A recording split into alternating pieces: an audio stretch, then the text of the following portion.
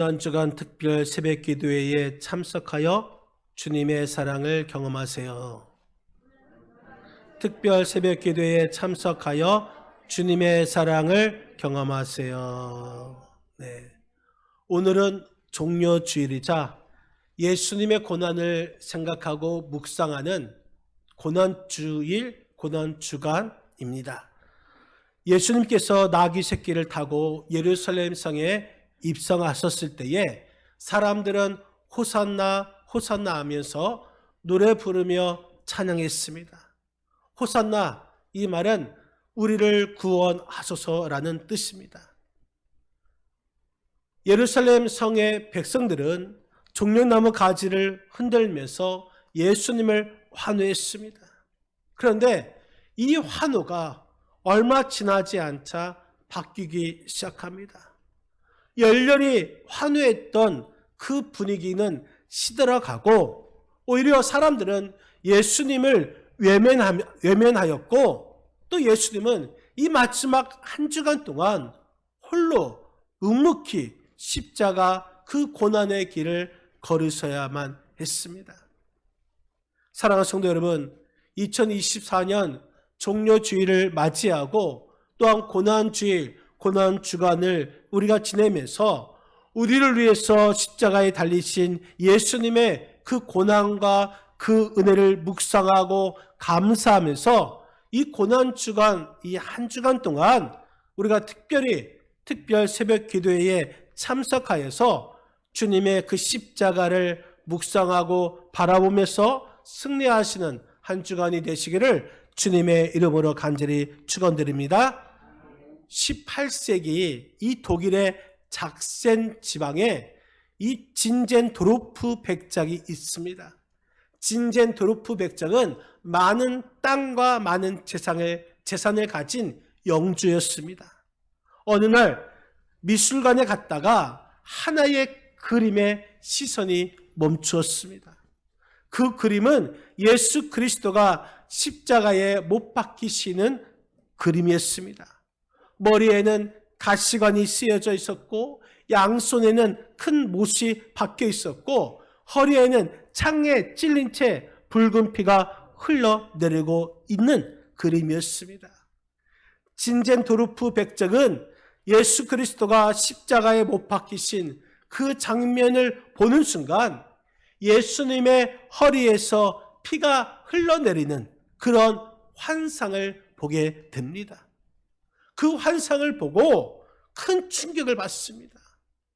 십자가에 못 박히신 예수 그리스도 앞에 이 진젠도르프는 무릎을 꿇고 회개합니다.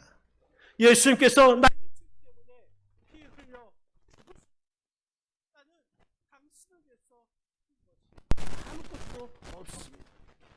주여, 나의 죄를 용서하여 주시옵소서.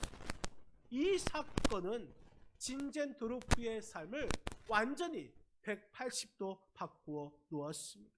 그동안 자신만을 위해서 살았던 그 삶이 이제는 예수 그리스도를 위해서 살게 되었고 이웃을 위해 사는 사람으로 변화되었습니다. 그래서 자신이 가지고 있는 그 토지를 떼어서 어려운 사람에게 나누어 주었습니다. 그 당시 모라비안 교인들이 있었는데 많은 그 핍박을 받고 있었습니다. 모라비안 이 교인들이 그 박해를 피해서 가까운 이 진젠도르프 영지 그 땅에 가까운 곳에 피난을 왔을 때에 이 진젠도르프는 그 사람들에게 그 땅을 줘서 그곳에 살게 했습니다. 모라비안 이 교인들은 그곳에서 헤른후트라는 공동체를 만들어서 경건 운동을 펼쳤습니다. 헤른후트 공동체, 이것을 통하여서 모라비안 이 교인들이 경건한 삶을 살게 된 것이죠. 그런데 이 모라비안 교인들을 통하여서 은혜 받은 사람이 있었습니다. 그 사람이 바로 감리교의 창시자인 요한 웨슬레였습니다. 폭풍을 치는 이 배 위에서도 이 모라비안 성도들이 흔들리지 않는 그 믿음을, 경건한 신앙을 보여줄 때에 요한 웨슬레는 그 모습을 보고 충격을 받고 거듭남을 경험하게 됩니다. 이 진젠도르프의 눈에 보였던 그 십자가, 예수님께서 못 박히신 그 십자가, 우리도 볼 수 있어야 하는 것입니다. 여러분은 십자가에 나를 위해서 못 박히신 예수 그리스도가 보이십니까? 여러분, 원래 십자가는 어떤 것이었습니까? 흉악한 범죄자를 처형할 때 사용하는 도구였습니다. 당시 로마는 반역자, 살인자, 폭동을 일으킨 자, 노략질한 자, 폭력적인 강도, 살인자, 이러한 행위를 처벌하기 위해서 십자가 형벌을 도입했습니다. 그렇기 때문에 이 십자가는 한마디로 수치의 상징이었고 치욕의 상징이었습니다. 그런데 예수님께서 그 십자가에서 처형된 후에 의미가 완전히 달라졌습니다. 수치와 치욕의 십자가가 아니라 이제는 영원한 생명으로 향하는 상징이 되는 그런 십자가가 되었습니다. 그래서 이 십자가는 초대교회의 복음의 핵심이 되었습니다. 이 십자가는 구원의 토대가 되었고 십자가를 전하는 것이 바로 교회의 사명이 된 줄 여러분 믿으시기를 바랍니다. 이 십자가 세상의 눈으로 볼 때는 이 십자가의 도가 어리석은 것처럼 보이지만 우리 믿음의 눈으로 본다면 이것은 하나님의 역사가 보이는 줄 여러분 믿으시기를 바랍니다. 이 주님의 십자가를 통하여서 패배에서 승리를, 약한 것에서 강한 것을, 멸망에서 구원을 보여주신 줄 여러분 믿으시기를 바랍니다. 오늘 본문의 사도 바울은 본문을 통하여서 고린도 교회가 분열된 것을 보고 고린도 교회를 책망합니다. 그러면서 조속히 하나가 될 것을 촉구하고 있습니다. 신앙의 본질인 이 복음에서 벗어나 인맥으로 그 교회가 나눠진 것을 지적합니다. 그리고 그 교회의 유일한 기반인 그 십자가가 진정한 교회의 기반이 되어야 한다고 말씀하고 있는 것입니다. 여러분, 사도 바울은 그리스도가 못 박히신 그 십자가에 어떠한 의미가 있는지 우리에게 설명하고 있습니다. 먼저 주님의 십자가, 그 십자가에는 능력이 있는 줄 여러분 믿으시기를 바랍니다. 오늘 본문 18절 말씀, 우리 18절 같이 한번 읽겠습니다. 십자가의 도가 멸망하는 자에게는 하나님의 능력이라. 여러분, 여기서 능력이라는 이 말은 헬라어로 dynamis라고 말합니다. 이 dynamis라는 것은 신체적, 육적, 또한 지적, 또한 영적 능력을 포함한 모든 총체적 능력을 가리킵니다. 하나님의 초월적인 생명력을 가지고 있는 힘을 뜻하고 있는 것입니다. 당시 많은 사람들이 표적을 구하고 있습니다. 표적을 구하는데 십자가는 아까도 말씀드렸던 것처럼 수치와 치욕이고, 그렇기 때문에 그 십자가는 무능력의 상징이라고 생각했습니다. 그 무능력의 상징인 그 십자가에 예수님께서 죽으셨으니 예수님은 무능력하신 분이라고 생각했던 것입니다. 그런데 하나님께서는 그 십자가의 현장을 능력의 현장으로 바꾸셨습니다. 십자가는 용기 있는 삶을 살게 하는 원동력으로 바꿔주셨습니다. 여러분들은 이 십자가의 능력을 경험하며 살아가고 계십니까? 겉으로는 하나님을 부르고 있으나 속으로는 그 십자가의 능력을 부인하고 있지는 않습니다. 주 4세기에 로마는 이 황제들의 권력 싸움에 휘말렸던 때였습니다. 그때에 두 세력이 유력한 이 황제의 권력이 있었는데 그 싸움에는 마센티우스라는 장군과 이 콘스탄티우스라는 이 장군이 있습니다. 막센티우스 장군은 폭군으로 유명한 장군이었습니다. 그러나 콘스탄티누스는 신앙이 좋은 어머니 헬라나의 영향을 받아서 믿음이 좋은 장군이었습니다. 이 두 사람이 이제 밀비아누스 다리에서 전쟁을 하게 됩니다. 수적으로 보면은 막센티우스 군대가 훨씬 더 많았습니다. 전쟁을 하기 전날 이 콘스탄티누스가 꿈을 꾸었는데 그때의 십자가가 나타나더니 너는 이 십자가로 승리하리라라는 그런 음성을 듣게 됩니다. 그리고 그 다음날 병사들에게 십자가를 달고 싸우게 합니다. 이 콘스탄티누스는 그 십자가로 전쟁에서 승리하게 되었고 황제가 됩니다. 그래서 주 324년 그 로마를 기독교 국가로 공인하게 됩니다. 여러분, 그렇습니다. 주님의 십자가에 능력이 있음을 믿으시기를 바랍니다. 절망을 이길 수 있는 그 능력, 질병을 이길 수 있는 그 능력, 죽음을 이길 수 있는 그 능력이 주님의 십자가에 있다라는 이 사실을 우리는 잊지 말아야 할 것입니다. 또한 주님의 십자가는 지혜가 있습니다. 오늘 본문 24절 말씀, 24절 같이 한번 읽겠습니다. 오직 부르심을 받은 자들에게는 유대인이나 헬라인이나 그리스도는 하나님의 능력이요 하나님의 지혜니라. 아멘. 하나님의 지혜니라. 이 지혜라는 말은 구원을 위해서 준비하신 하나님의 계획을 의미하고 있습니다. 하나님의 지혜는 명확합니다. 하지만 타락한 인간들은 영적 무지로 인해서 하나님의 계획을 이해하지 못합니다. 하나님의 계획은 십자가를 통해서만 하나님의 계획을 알 수 있고 하나님의 지혜를 알 수가 있습니다. 사도 바울은 인간의 지혜로는 구원을 이룰 수 없다고 했습니다.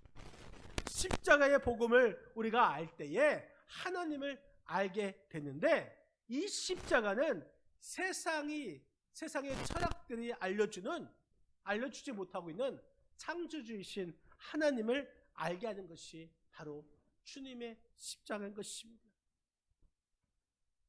영원한 생명을 누릴 수 있는 구원을 얻게 하는 것이 이 주님의 십자가인 것입니다.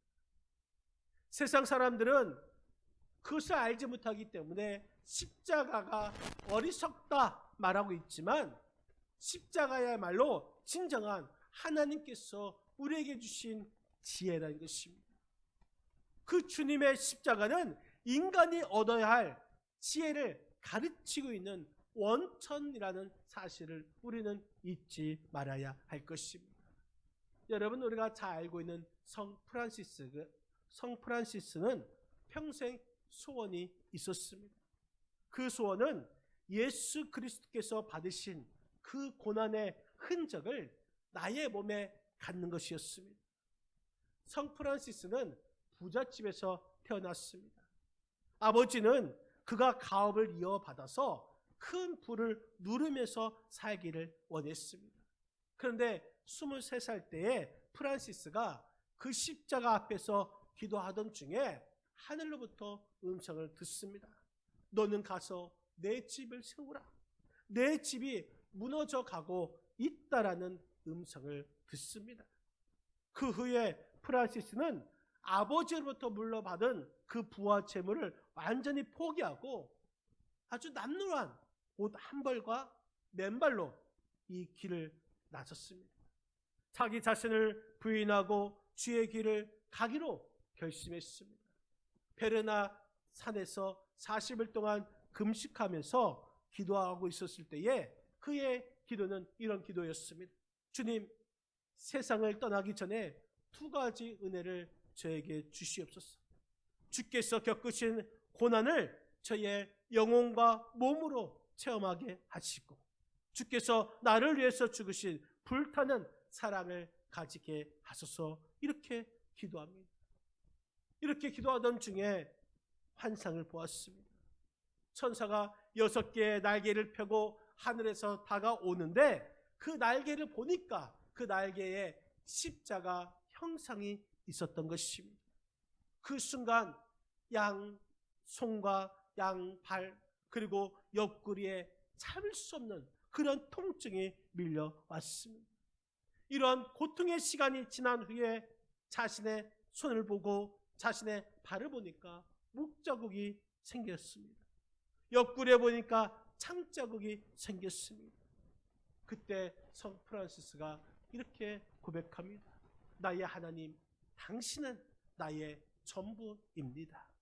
여러분, 프란시스는 풍요와 세상적 지위를 포기했습니다. 그 대신 십자가를 지기로, 십자가로 살기로 원했습니다. 그러나 그 누구도 프란시스를 어리석다 이렇게 말하지 않습니다. 왜 그렇습니까? 지혜로운 삶을 살았기 때문인 것입니다. 십자가가 있는 곳에 하나님의 지혜가 나타나는 줄 여러분 믿으시기를 바랍니다. 주님의 십자가, 그 십자가는 하나님의 지혜가 나타납니다. 또한 주님의 십자가는 우리의 자랑이 됩니다. 오늘 본문 31절 말씀, 우리 31절 같이 한번 읽겠습니다.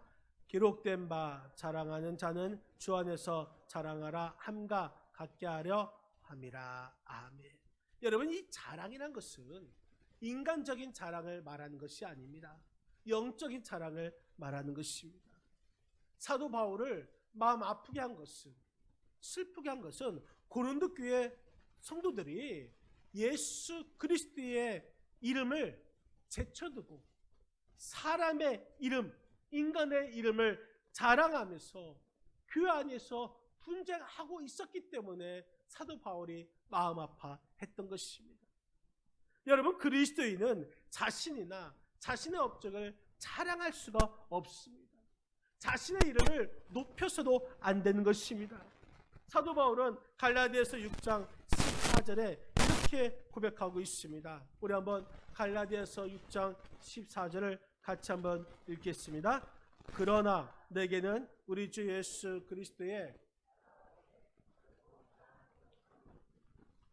말미암아 세상이 나를 십자가에 못 박히고 내가 또한 세상을 대하여 그러하니라. 아멘. 내게는 우리 주 예수 그리스도의 십자가 외에 결코 자랑할 것이 없나니. 여러분, 십자가 외에 결코 자랑할 것이 없음을 고백하시기를 바랍니다. 케냐 선교사님이신 안차노 선교사님이 계십니다. 그 안차노 선교사님은 어린 시절 무척 가난했습니다. 아버지는 광부였는데 그 광부 일을 하다가 폐병으로 세상을 떠나였고, 이 고등학생이었던 안차노는 학비를 벌기 위해서 방학마다 이 탄광에서 일을 해야만 했습니다. 결국 돈이 없어서 고등학교도 중퇴하고 아버지의 뒤를 이어서 광부가 되었습니다. 광부 일을 하면서 매일 지쳐 술로 세월을 보냈습니다. 어느 날 탄광에서 일하던 중에 갱도가 무너지는 사고를 당했습니다. 함께 갱 속에 갇혔던 다른 광부가 그에게 묻습니다. 자네 예수를 믿는가? 안차노는 어이가 없었습니다. 아니, 지금 갱에 무너져서 죽게 생겼는데 무슨 예수 타령입니까? 안 믿어요. 이렇게 소리를 쳤습니다. 그러자 그 광부가 침착하게 말합니다. 내 경험상 여기서 우리는 살아나지 못할 수도 있다. 천국과 지옥이 있는데 십자가에 너는 죽어서 어디로 갈 거라고 생각하고 있는가? 지금도 늦지 않았다. 십자가에 못 박히신 예수를 믿으면 너도 천국에 갈 수 있다. 너는 어떻게 하겠니? 그 말에 이 안차노는 믿져야 본전이라고 생각하고 광부의 말을 듣기로 했습니다. 무릎을 꿇고 영접 기도를 하는데 눈물이 쏟아지면서 통곡을 하다가 의식을 잃었습니다. 깨어나 보니 병원에 누워 있었습니다.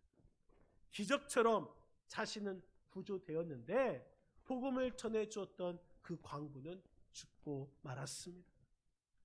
안찬호는 생각합니다. 나를 살리고 자신은 죽었구나. 그 생각에 가슴이 찢어들듯이 아팠습니다. 하지만 이 안찬호는 그 후 복음을 받아들이고 선교사가 되어서 죽을 고비들을 넘기면서 자신을 구원한 그 십자가를 전하였습니다. 이 케냐에서 지금도 35년째 사역하면서 케냐 사람들조차 두려워하고 있는 마사이족, 우리가 잘 알고 있죠. 마사이족에 그곳에 거주하면서 24개의 교회를 세웠고 44개의 유치원과 초등학교, 또 3개의 중고등학교, 1개의 신학대학을 세웠습니다. 성공적인 선교 사역에 불구하고 이 안찬호 선교사님은 이렇게 고백합니다. 하나님은 너무나도 무능하고 우둔한 저 같은 사람에게 구원을 주시고 사명을 주셨습니다. 나는 예수 그리스도의 십자가 외에는 결코 자랑할 것이 없습니다. 여러분, 우리는 세상에서 누더기 같은 인간의 지혜, 인간의 영광을 어리석게 자랑하고 있습니다. 우리는 그것을 자랑할 것이 아니라 열린 눈을 가지고, 영적인 눈을 가지고 하나님의 영광을 바라보면서 십자가를 자랑해야 될 줄 여러분 믿으시기를 바랍니다. 자신이 가지고 있는 헛된 것들을 자랑하지 말고 오직 십자가만 자랑하며 하나님의 영광을 증거하며 살아가야 될 줄 믿습니다. 세계에서 가장 높은 십자가 종탑이 이 시카고 템플 교회에 있습니다. 어느 날 많은 사람들이 평소에는 그 십자가를 쳐다보지 않았는데 걸음을 멈추고 그 십자가 종탑을 쳐다보고 있었습니다. 그 번화가 사거리에 있는 탑이지만 그동안 그 탑을 본 사람이 없었는데 이날따라 유독 많은 사람들이 그 십자가를 바라보고 있는 것입니다. 왜 십자가를 바라보고 있는가 쳐다보았더니 그 높은 십자가 종탑에 한 사람이, 일꾼이 그 고장난 그 십자가를 수리하고 있었기 때문인 것입니다.